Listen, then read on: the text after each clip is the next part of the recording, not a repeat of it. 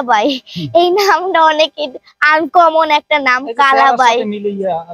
আচ্ছা, এই যে কালাবাই যে নামটা, আমি এটা খুবই কি বলে জীবনে ফার্স্ট টাইম শুনলাম। কারণ দেখেন, বাংলাদেশে কিন্তু অধিকাংশ লোকে অসহায়, তাদেরকে যদি আমি সাহায্য করি একটু হলেও তারা একটু খুশি হয় বা একটু সাহায্য পায়।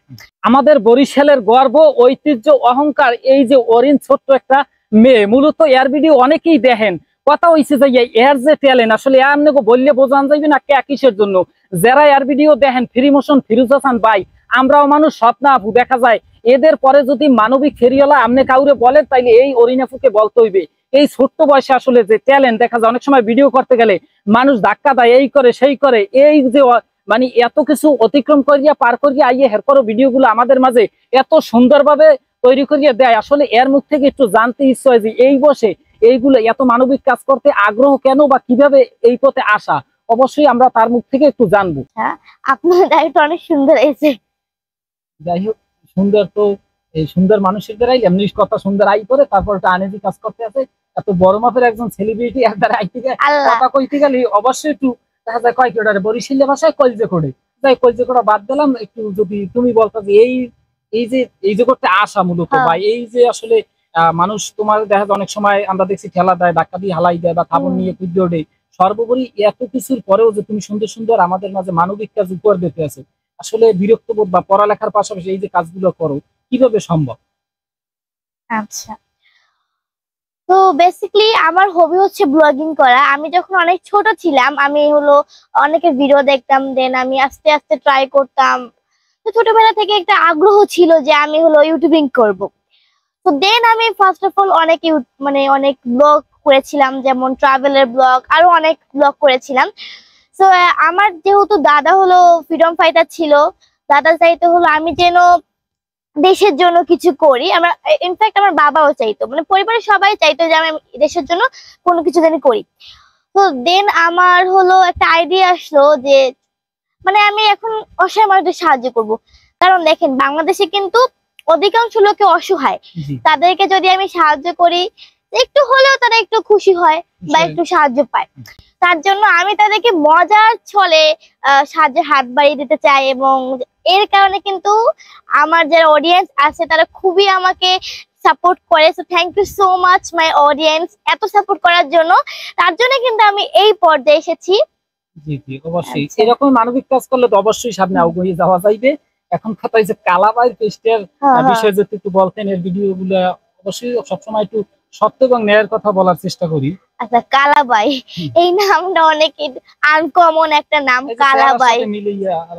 আচ্ছা, এই যে কালাবাই যে নামটা, আমি এটা খুবই কি বলে জীবনে ফার্স্ট টাইম শুনলাম কালাবাই। এটা আমার মানে এমন অনেক ইউটিউব চ্যানেলের নাম থাকে যেটা খুবই ইন্টারেস্টিং থাকে এবং খুবই ঘাটতিসও করে যে এটা কি কন্টেন্ট ক্রিয়েশন বানায়। তাহলে এই যে ইউটিউব চ্যানেলের এবং ফেসবুক পেজের যে নাম কালাবাই, এটা খুব ভালো লাগলো। সো আপনারা কিন্তু চাইলে তার পেজ এবং ইউটিউব চ্যানেলকে সাবস্ক্রাইব করতে পারবেন, এবং তাতে কিন্তু সে খুবই মানে কি বলে ইন্সপায়ার হবে। Thank you so much. আচ্ছা, এর আগেও আমি এর নিয়ে একটি ভিডিও তৈরি করেছিলাম এবং আজকেও করলাম। তো এর পিছনে মূলত আসলে এর অবদানটা হয়তোবা তার আব্বু বা আম্মু। তো আমি আজকে এর আব্বুর কাছ থেকে আমি একটু তার মেয়েকে আসলে এইভাবে গড়ে তোলার পিছনের যে ইতিহাসটা সংক্ষেপে একটু তার আব্বুর কাছ থেকে আমি একটু জানতে চাচ্ছি। তো চলুন তার কাছে যাই আমরা। আসসালামু আলাইকুম। আসলে প্রতিভা সবারই সমান হয়, যেটা বিজ্ঞানীরা গবেষণা করে দেখেছেন। তো সেখানে শুধু শিশুদের তাদের ইচ্ছে মতো বাড়তে দিতে হয়। তার ইচ্ছেটা কি? কোনো শিশু যদি গান শিখতে চায়, কোনো শিশু যদি নাচ করতে চায়, কোনো শিশু যদি অভিনয় করতে চায়, কোনো শিশু যদি খেলাধুলা করতে চায়, সে যেটাই হোক, ক্রিকেট খেলা হোক, ফুটবল হোক, তার পরিবার যদি তাকে সাপোর্ট দেয় তাহলে সে একটা গন্তব্য স্থানে পৌঁছতে পারে। তো ওই থেকেই অরিনের ইচ্ছা ছিল ব্লগিং হওয়া ও বাংলাদেশের যারা টপ ইউটিউবার আছে তাদের ভিডিও দেখতো। বিশেষ করে বাংলাদেশের সমসাময়িক প্রেক্ষাপটের নাম্বার 1 ইউটিউবার তৌহিদ আফ্রিদি ভাইয়ের ভিডিও একদম ছোট বয়স দেখতেন। এরপরে ফ্রি মোশন ভাইয়ের ভিডিও দেখতেন। তো ওইভাবে দেখতে দেখতে ও আসলে ইউটিউবিং এর প্রতি তার একটা ভালোবাসা জন্ম নিয়েছে, আর ওই থেকেই তার কার্যক্রমটা শুরু। আর যে মানবিক বিষয়টা বলছেন সেটা হলো, আমরা তো মুক্তিযোদ্ধার পরিবার, দেশের জন্য আমার বাবা যুদ্ধ করে গেছেন। তো ওই থেকে দেশের মানুষের প্রতি একটা ভালোবাসা, আর কিছুই না, সমাজকে একটা পরিবর্তনের মেসেজ দেওয়া।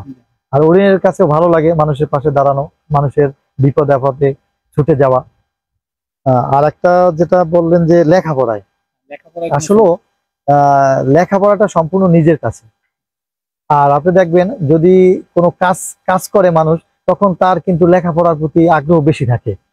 আপনার যদি বাবা মা বলে যে খেলতে যাবি না, তখন কিন্তু খেলতে যায় বেশি। অর্থাৎ হ্যাঁ, ছোট সময় যে কাজটা নিষেধ করে ওই কাজটার প্রতি বাচ্চাদের বিপরীত মুখিতা থাকে, একটা টান থাকে না। তো এইখানে অরিনের ক্ষেত্রে যেটা, সেটা হলো আমি এবং অরিনের আম্মু পরিবার থেকে দেখতেছি যে এই ইউটিউবিং করতে এসে অরিনের লেখাপড়ার প্রতি আরো ভালোবাসা বেড়ে গেছে। কারণ হলো 2023 সালে যখন বরিশাল বিভাগীয় জুনিয়র বৃত্তি পরীক্ষা হয়, সেখানে অরিন দ্বিতীয় স্থান অধিকার করেছে বরিশাল বিভাগীয় পর্যায় থেকে। তো তা থেকে তার লেখাপড়ার মান এবং লেখাপড়া ইনশাল্লাহ সুন্দরই আছে। আপনারা যারা আছেন সবাই অরিনের জন্য দোয়া রাখবেন, দোয়া করবেন যাতে ও লেখাপড়ার পাশাপাশি যেভাবে মানবিক কাজটা করে এটা যেন করতে পারে।